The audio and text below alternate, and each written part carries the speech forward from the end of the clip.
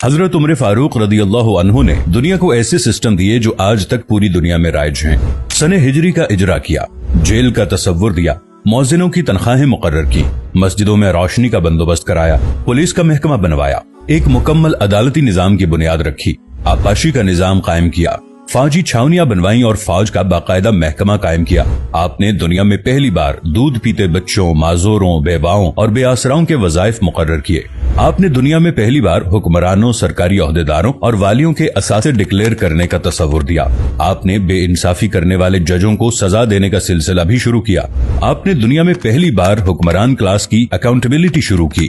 आप रातों को तिजारती काफिलों की निगरानी करते थे।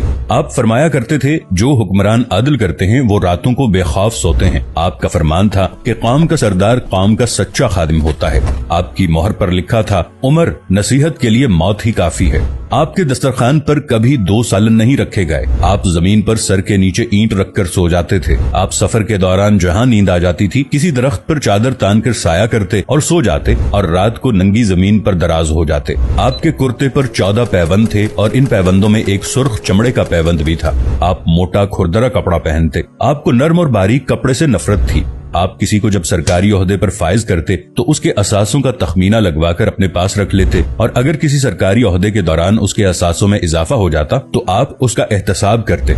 आप जब किसी को गवर्नर बनाते तो उसे नसीहत फरमाते, कभी तुर्की घोड़े पर न बैठना, बारीक कपड़े न पहनना, छना हुआ आटा न खाना, दरबान न रखना और किसी फरियादी पर दरवाजा बंद न करना। आप फरमाते थे, जालिम को मुआफ कर देना मजलूमों पर जुल्म है। आपका ये फिक्रा आज इंसानी हुकूक के चार्टर की हैसियत रखता है कि माएं बच्चों को आजाद पैदा करती हैं, हमने उन्हें कब से गुलाम बना लिया।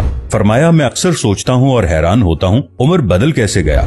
आप इस्लामी दुनिया के पहले खलीफा थे जिन्हें अमीरुल मोमिनीन का खिताब दिया गया।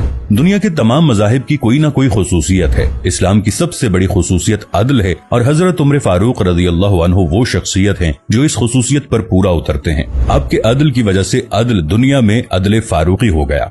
आप शहादत के वक्त मकरूज थे, चुनाचे आपकी वसीयत के मुताबिक आपका वाहिद मकान बेचकर आपका कर्ज अदा कर दिया गया और आप दुनिया के वाहिद हुक्मरान थे जो फरमाया करते थे, मेरे दौर में अगर फुरात के किनारे कोई कुत्ता भी भूख से मर गया तो उसकी सजा उमर को भुगतना होगी।